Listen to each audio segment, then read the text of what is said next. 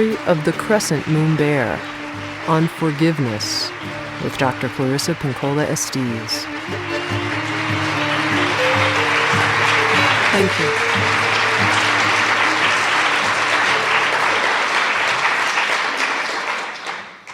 Well, welcome to all of you. It's good to see you. And tonight, I want to talk to you about forgiveness.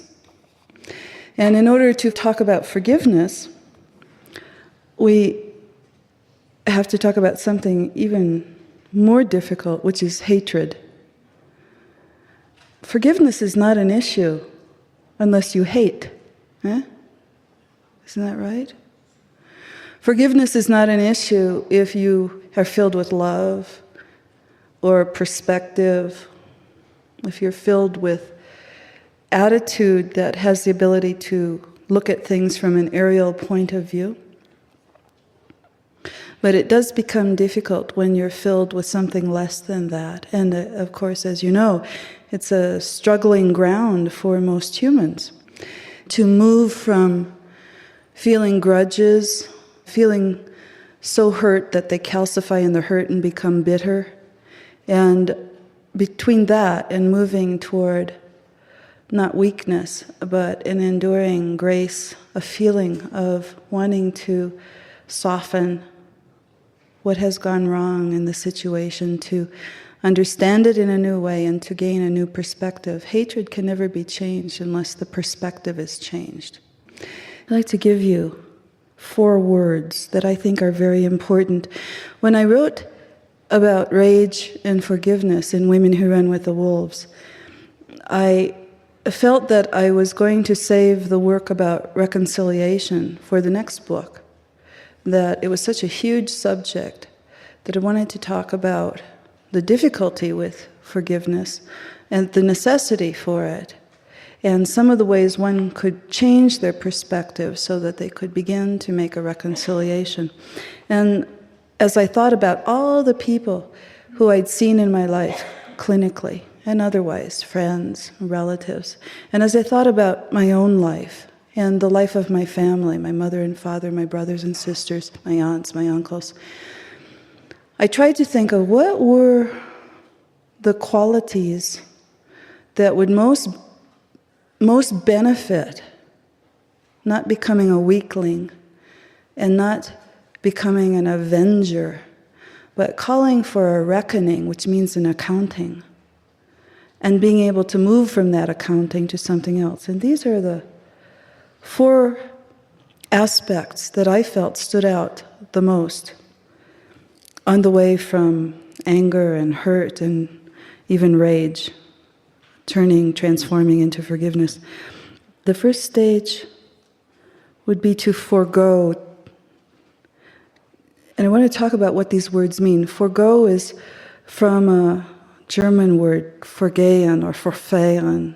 It means to go past something. It means not to stop, but to keep going. And what I've noticed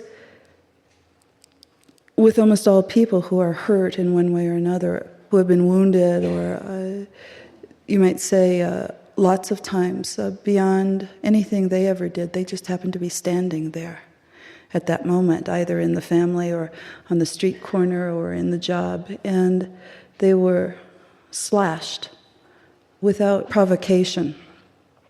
And in the reflection on these matters, the foregoing of it for a time seems to be a natural human response. I won't think about it now. I'm going to repress it. It's very angering, it's very sad. It takes me aback. It makes me feel really angry, and I'm not going to think about it right now. And that foregoing of the feeling seems to be a natural stage. The problem is many people stay in that stage. And it goes from being a natural reaction, a numbing reaction even, at the very beginning when one has had an offense done to them or has experienced an injustice. And if they stay in it for a long time, it begins to calcify and harden. And pretty soon, you'll have people who say they feel nothing. That's all right. No, I just don't feel anything. Oh, it's good, it's good. Except they grind their teeth at night and their dental bills are very high. A second stage, and believe me, we could spend a week on each of these stages. There's a great deal to be said for them, but I'd like to lay out what they are this evening.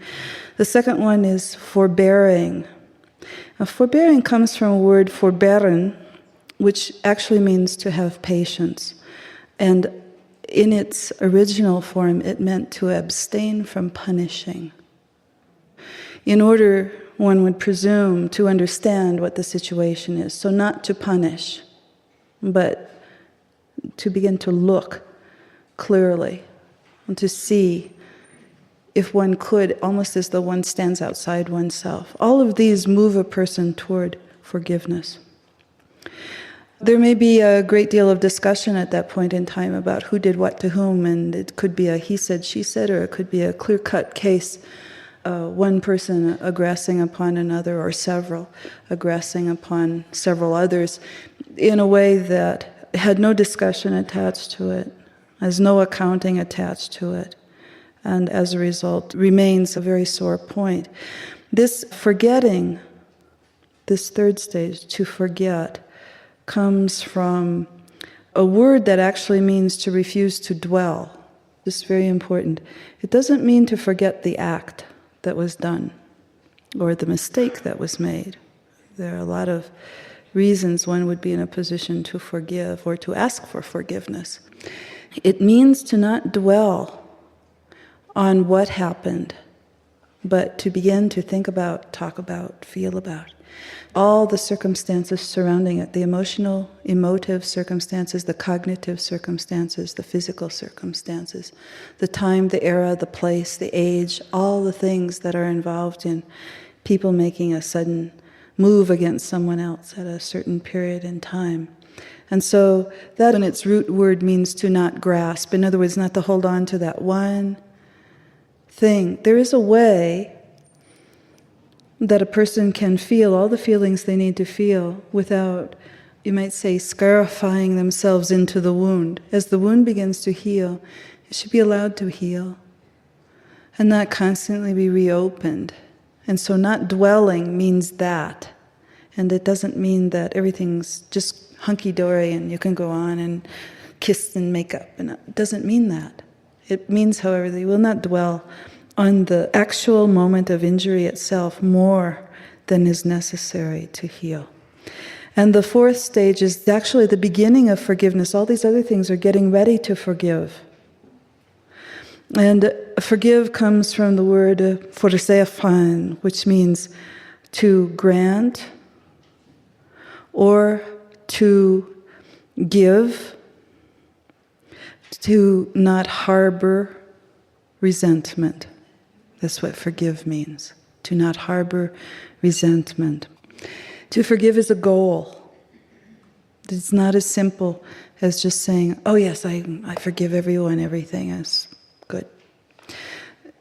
To forgive has time factor to it. Sometimes it takes many years to clean out every corner of anger and disappointment and rage, sadness.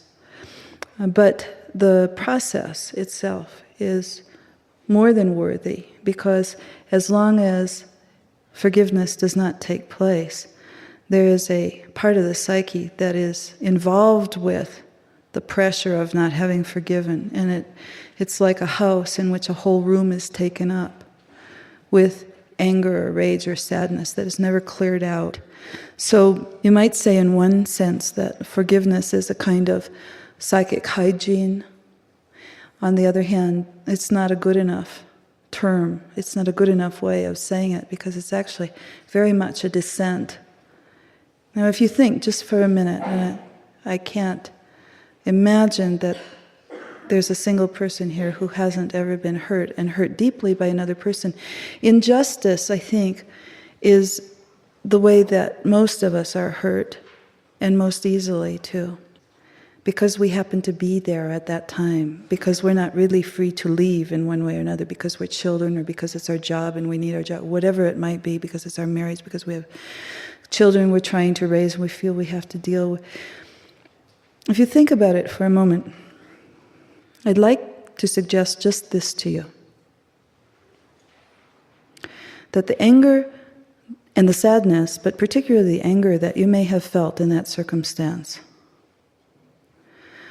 brought up material and feelings in you that have been with you for many, many years, and that under no other circumstance would you have ability to look at, because the ego, as you know, is syntonic, and it does not like to have displeasure. It doesn't like to have things that don't fit together nicely. So if you think about that moment in time when another person or persons hurt you, willfully or not willfully, accidentally or on purpose, or some of each, and if you think of that time and you think of the anger that was aroused at that moment in you, it's very likely that that anger has a historical basis, that there are other events, even previous to those events, in which the same kind of feeling was felt. So you repress it, you think about it, you try not to feel it, you have a stiff upper lip, and let it go. Take a deep breath and let it go. Well, this can work. It can, to an extent. It can loosen a lot of feelings. In fact, lots of times when people are angry, they really are sad. And the minute they begin to express that anger, they find tears underneath, if they'll allow themselves to. The reason they often don't feel the tears is because it's very vulnerable to cry, and it's much more on the offense and defense to be angry, feel more powerful. Like, if you come near me, I'm going to punch you, rather than if you come near me, I'm going to cry a lot. Understand? So I thought tonight I would tell you the Tsukame Guagamu story, which is the crescent moon bear. And this story begins when a woman who's been alone for a long time, for many years, because her husband is away at war, receives a letter saying that he will be home soon, that the war is over, and she's overjoyed. She loved her husband, been faithful to her husband, and can hardly wait until he comes home. And she bakes and cooks all manner of delicacies to treat him and reward him with, and she dresses in her best kimonos, and she puts her hair up in the way that she remembered that he really loved it best. And soon down the road she sees a man moving slowly, and as he comes closer she realizes this is her beloved husband, and she runs out to the road to meet him, and she throws her arms around him, but his arms hang at his sides, and he does not embrace her in return. And she takes him by the arm, and she leads him up the path to their home and sits him out in front of the house and says, now you sit here, and I'm going to be right back. I'm going to come with some food, and oh, my love, it's so good to see you, and everything will be well, you'll see. And so she came out of the house with a tray full of the delicacies that she had fixed, and she laid them on the low table in front of her beloved husband. And with one movement of his arm, he threw them over, and everything rolled off the tray and into the dirt. And she said, oh, husband, have I displeased you? What's wrong? And he stood up abruptly, and he walked off into the woods, and there he stayed all night and would not sleep in the house. And the next day, she did the same. She took the food to him and said, oh, my beloved husband, I'm so glad to see you again, because I've missed you so all these years. And she set the delicacies that she'd made with her own little hands before him, and again he, I don't want this. And he stood up and he walked off into the woods, and she was beside herself, and she thought, what am I going to do? This is terrible. He's been at war too long. So she decided that she would go to see the old woman healer who lived on the other side of the village, and this she did. And she explained to the old woman, my husband, who was away at war for so long, and now he's come home, and I'm so happy, but he's not happy, and I try to feed him, and he won't receive food from me, and instead of coming into our home and sleeping with me, he wants to be in the woods by himself, and he's angry all the time. And the old woman healer said, oh, I've heard this story before. Oh, yes. Well, I have a potion that I could make, but I'm missing one ingredient. I need a hair from the throat of the crescent moon bear. Do you think that you're able to go find the bear and gain a hair for this potion that will, I promise you, cure this malaise that has settled on your warrior husband? The young woman said, yes, I will. I don't know where I find the crescent moon, but I'll go look for the crescent moon bear. I will. My love for my husband is great. And so with that, she set out with a little pack and a bowl and some rice, and she began to climb the mountains. And she climbed over the boulders that were in the foothills, and she was saying arigato oseshai because the boulders did not trip her. And she climbed up the next layer of mountains that were filled with thorn trees that had thorns like little stars on their ends. And this was the part of the mountain that belonged to the Moenboki, who are the spirits of the dead. And when she was able to find her way under all the trees with their thorns on their ends, she said arigato zaisho because it was that they allowed her to pass without harming her. And on she went up the mountain until she reached the top. And her kimono had been caught by boulders, and it was torn in many places, and her hands had been skinned and had some bleeding. And her hair had been pulled apart by some of the limbs of the trees that she had passed under. And so she was quite disheveled, but she was hopeful.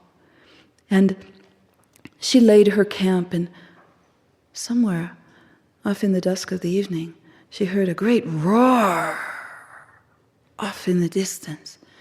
And she quietly picked up her bag and she tiptoed until she came to a clearing, and there was the largest, biggest usami ugami she had ever seen in her life. And it was the crescent moon bear that had a great big crescent-shaped white fur on its throat. And she thought, how am I going to get a hair? And as the bear came back down on all fours and lumbered off to its lair, she followed it. And she saw where the bear lived. And she thought, all right, what I'm going to do is I'm going to take the bowl and put some rice in the bowl and this little bit of meat that I brought. And I'm going to set it here far away from his lair.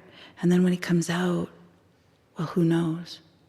And so there she left it, and she ran and hid a distance away behind a rock. And the next morning the bear came out of the lair, and it looked about, and it chomped at the air, and stood on its hind legs, and it roared. And it sniffed. It came back down on all fours, and it lumbered, sniffing along the way, till it found the bowl with the rice, with a little bit of meat in it, and it ate it all up. Well, she was very gratified, but it didn't bring her any closer to the bear. So the next day, she moved the plate a little bit closer. She moved it a little bit closer to the lair. And this time when she hid, she didn't hide quite so far away. And again, the next morning, the bear came out, sniffed around, smelled that delicate odor of meat and rice, found the bowl, and ate it all up. And day after day, she moved the bowl a little bit closer to the opening of the lair and hid a distance, but not so far away as the day before, until finally she was almost out of rice and the little bit of meat that she had brought. And so she decided that she would place the bowl of rice and the little bit of meat right at the opening of the lair, and that she would, in the bravest way she possibly could, stand right there, so that when the bear came out, she might pluck a hair and run away very quickly. And so at that next morning, the bear came out indeed, and there, of course, was the food right in front of the bear, and the bear ate it up, looked at her, stood on its hind legs, and held its razor claws over her head. And she said, oh, please, oh, please, oh, please. Welcome to Hami, please. All I want is a little hair. Just let me take a hair. I'm going to take a hair right out of here. It won't hurt. Nothing will happen. And the bear just stood there as though it somehow understood. And she reached up and she quickly plucked one of the white hairs, and the bear roared in the greatest voice that was so frightening that she fell to her knees, and she was so frightened she covered her head, but she didn't let go of the little hair. And the bear roared and roared and roared and roared, and the mountains shook, and the bear in its roar seemed to be saying things that she had been waiting to hear, and things that she understood without understanding them. The bear came down on all fours.